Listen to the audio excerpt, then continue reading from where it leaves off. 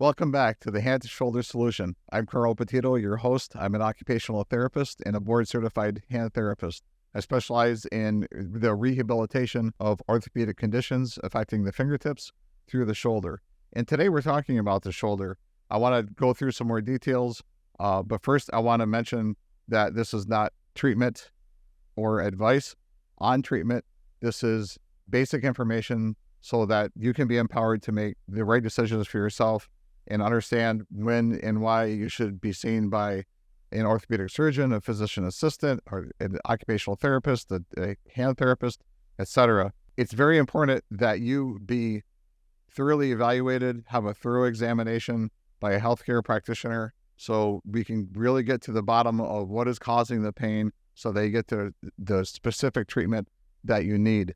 Timing is everything. As with most things, the sooner that you can get a problem taken care of, the easier it is to fix and also have a better outcome, and of course, in a shorter period of time. So talking about the shoulder, I want to talk about how do I, as a hand therapist, as an occupational therapist and certified hand therapist, how do I treat some of these conditions, and why do we do some of the things that we do, and also how do we figure it out? So one of the things is the rotator cuff tear, and it's a term that's thrown around a lot that you might hear quite a bit. The rotator cuff, I have a cuff tear, etc. And that's literally a tear of the muscle fibers and or the tendon which connects muscle to the bone. So if you look at the rotator cuff, this is the front portion of the shoulder blade. If we turn it around and look at the back of the shoulder, we have the shoulder blade, and then the ball of the ball and socket, where the ball is part of the humerus, your upper arm bone, that inserts onto the socket, and the muscles of the rotator cuff, CUFF, they provide stability to the joint, and they keep the ball centered on the very shallow socket that I outlined in previous videos. So they have to work together as a team to keep the structure all in alignment. Now, whether it be a traumatic injury or from wear and tear, sometimes these muscles and their attachments might suffer a small tear, which would be a partial tear, or a full thickness tear. Upwards of 20% of people who have a tear don't know that they have a tear, meaning you don't always need to have surgery for this. Sometimes multiple muscles can be torn, and in severe situations, these will immediately go to surgery for repair.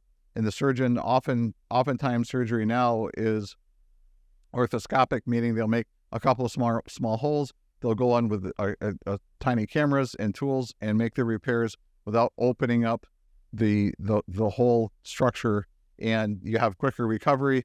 You have less inflammation, less pain. But let's talk about therapy.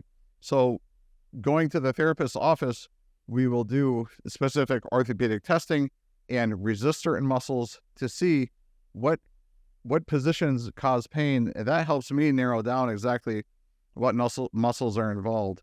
I'll also palpate or feel the muscles and feel for knots, for tightness. And those knots, by the way, are called trigger points.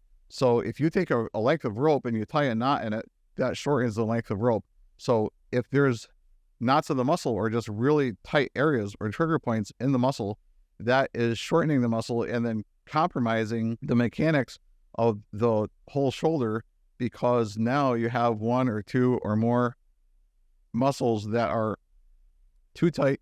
They're pulling too hard at certain areas, and it's throwing off all the mechanics and then making some structures, bony structures, hit each other, causing tendonitis and other inflammatory conditions that will cause further pain. So it's very important to be seen in the clinic so we can unravel that and figure it out and determine what is the best course of action, what is the best treatment or combination of treatments. Now, when you're taking a look, for example, at a rotator cuff tear, the most commonly torn muscle is supraspinatus, and that muscle fibers and its tendon travels underneath that roof of bone called the acromion.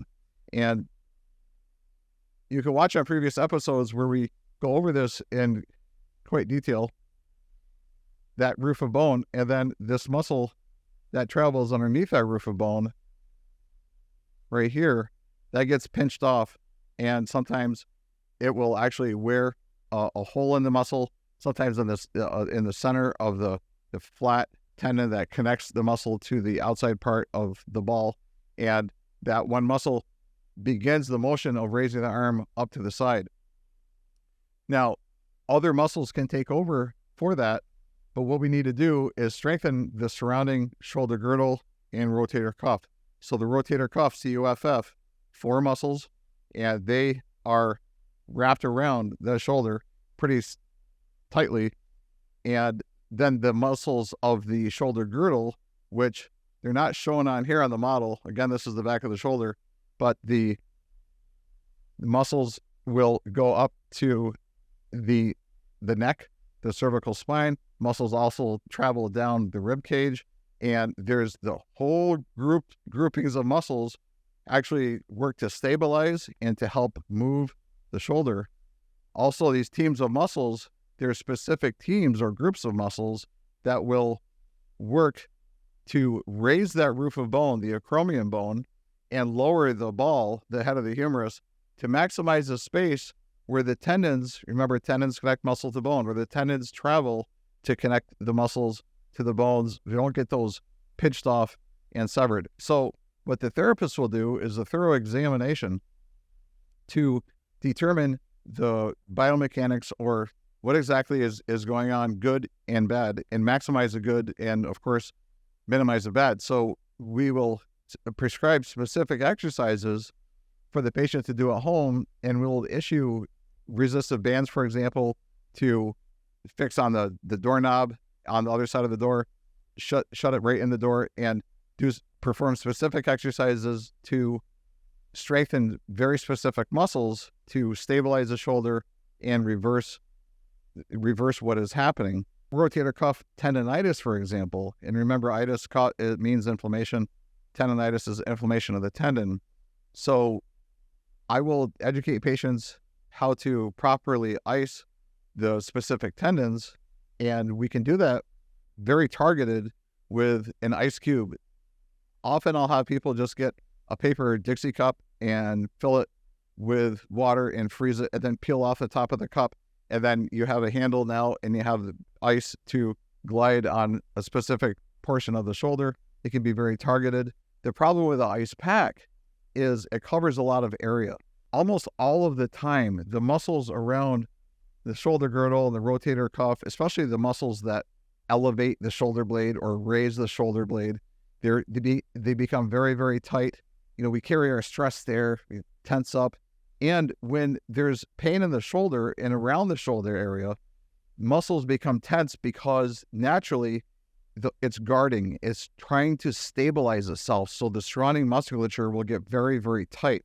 So what does cold do to things? Cold shrinks.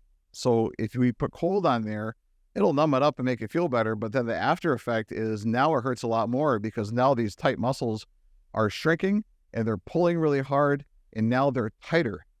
So the tendon is not muscle. The tendon connects muscle to the bone. So if the tendon is inflamed, we can take a piece of ice, which is very targeted, and for example, just put that ice on the outside. The white part is tendon, the red part is muscle. So I will have patients glide a piece of ice directly on the skin. I'll actually teach them how to palpate or feel themselves where that roof of bone is, and then they step off an edge, and then they're right onto the tendon, and they'll feel that's quite tender. Same with the biceps tendon in the front. So let's say, for example, we're going to work to decrease tendonitis of the biceps tendon, which is right here, this whitish tissue, and then also the subacromial bursa, which we talked about bursitis before, and that subacromial bursa, that flat water balloon sort of shock absorber that lives underneath that roof of bone, the acromion, and the tendons of the rotator cuff, which will be on the side of the shoulder. So I will have a patient, and this should take 10 seconds, 10 to 15 seconds each location they put the ice. So I'll have them rest their hand on their lap, apply the ice to the front bony part of the shoulder, then also around to the side on the top side of the shoulder. After that's deeply cool, allow them put their hand behind their back, which rolls the ball forward and pulls that flat water balloon or the bursa sac forward. It exposes it, so we have to get it out from underneath that roof of bone so we can have access to it, so we can get the ice on it, and then just barely touch the skin, get it deeply cold again, and then they're done. So it should take a total of a minute and a half, and that done at lunchtime, midday, and at the end of the day before bed. Some severe cases, if time allows patients, I'll have them use the ice midday, after dinner, and also before bed. And that I found that to be most effective for decreasing inflammation and fully resolving the problem. Now, it's very important though, especially with the shoulder, the location of the ice, it has to be very specific, and that's what the therapist will talk the patient through. And what I like to do is use the patient's cell phone. So I always ask people to bring your cell phone to your visit. I like to use your phone to do a video of what I recommend. The exercises, the icing, proper placement of heat, proper timing, and I can explain on the video. Then they can just reference the video anytime they want to. So let's talk about heat. So heat expands. If we go back to the muscles, having a tight knot in the muscle or a tight area, which is called the trigger point. Now let's look at the muscles. So here's the back of the shoulder blade, and let's say there's a really tight area, and I'm sure you felt it in yourself where there's just especially if you've gotten a massage and the massage therapist gets to an area where that's just sends you into orbit and that's really tender. That's called the trigger point. So if you put ice on that, it's going to shrink it. So if you shrink it, you're tightening it and you're making it worse. So the heat will allow that to relax and allow the tissues to lengthen out. Now, you can overdo anything. You can overdose on heat. So I usually have patients just apply an electric heating pad on the lowest setting for the shoulder, sometimes lower medium setting, for a period of 15 minutes, 2 to 3 times a day, not more than 2 or 3 times a day. Some people will assume that more is better and get in the shower and make it as hot as they can tolerate. That's just way too much. That's increasing inflammation. And moreover, it's covering everything, including the tendons that are inflamed, and then that's going to make that inflammation worse. So it has to be targeted. It has to be a steady temperature. It has to be the correct location. Very, very crucial. I want to go back to the biceps tendon. The biceps tendon, there's 2 heads to the biceps. There's a short head and a long head. So that long head is connected with a tendon that goes through this, what's called the bicipital groove. It goes up over the top of the ball and inserts on the top of the socket. Now, that gets really, really inflamed. And the way that is tested is with what's called speeds test, give resistance, and then also I'll palpate that tendon and I'll move the patient's arm side to side so that tendon is rolling under my finger, and I'll move the arm side to side like so, and the tendon is rolling under my finger, and I'll see if that has a lot of point tenderness. Also, there's another test called the Jurgensen's test. It's interesting that the biceps is the prime mover, or the primary muscle that moves the forearm into supination. When you palm up, that's supination. When you turn it palm down, that's pronation. So palm down, the radius flips over the top of the ulna, which we talked about in previous episodes about the forearm and wrist. And then when you turn it palm up, biceps is turning it palm up like that, along with some other muscles, but the primary muscle for turning it palm up is the biceps. So there's a lot of action down low, closer toward the wrist, and then up high. Now, what I want to do with that, usually that biceps muscle also gets very tight. So what I will do is I will bend the elbow, hold the muscle, and straighten the elbow and lengthen the muscle underneath my fingers. And I'll do that in the clinic. Also, I'll teach people how to use a golf club or a dowel rod, a stick, and they'll keep their palm forward and push their arm straight back with a stick to lightly stretch that biceps. and that will actually increase blood flow to that. So if you bring more blood flow, that means you're bringing more oxygen and nutrients to the diseased tissue, get that to heal quicker. So without getting into too much detail, I just want folks to know that there is a lot that can be done. So I see a lot of patients who come into the clinic and say things like, yeah, this has been going on for 6 months. Some people will say it's been going on to some extent for a year, but now over the last month or two, it's been getting a lot worse. And, I didn't want to do anything, but I didn't want to come in because I just figured there's not much that we can do for it.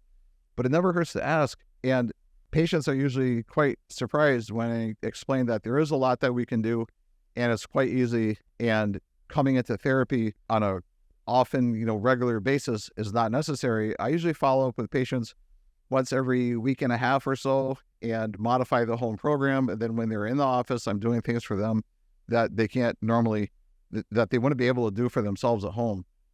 Now, before we end this episode, I want to touch on arthritis of the shoulder. So there's a lot of musculature in the shoulder, bony context in the shoulder. So where the bones contact other bones, those are wear locations. So of course you have the ball on the socket. Okay. Let's show the back of the shoulder blade. So you have the ball on the socket, and you have if we turn it around and show the front of the shoulder, we have the collarbone, which meets the acromion, that roof of bone. There's a lot of movement there. Then we also have the collarbone, which meets the sternum, the breastplate right here. And there's a little bit of movement there. What I want to do is, as a therapist, is strengthen all of the surrounding muscles of the rotator cuff, the four muscles of the cuff, CUFF. And I want to strengthen the shoulder girdle, the muscles that go down the back, the muscles that go from the shoulder blade up to the cervical spine, the neck. And all of that gives stability to these joints.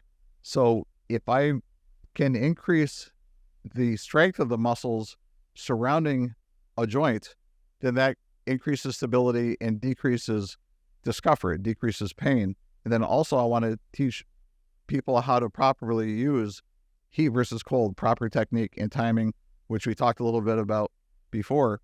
So I want the public to know that there is a lot that can be done to help decrease the effects of arthritis throughout the shoulder, and specific strengthening as well. So for strengthening, we can do repetitions back and forth, and lifting weights, for example, lifting weights and you're moving in repetitions, or you can use hold the weight steady, or you can use a resistive band and just hold it steady until it gets tired, and that's called isometric. So I can guide people in strengthening specific muscles for a specific location for decreased pain by just having them hold a specific position steady until fatigue sets in, which should take 10 or 15 or 20 seconds, and do a couple of rounds of that a day and really make a significant difference structurally and decrease pain. So thank you for listening. I hope that really gets through to folks that there is a lot that can be done. It's relatively simple, most of the time quite easy to do, and very, very effective. Thanks for listening.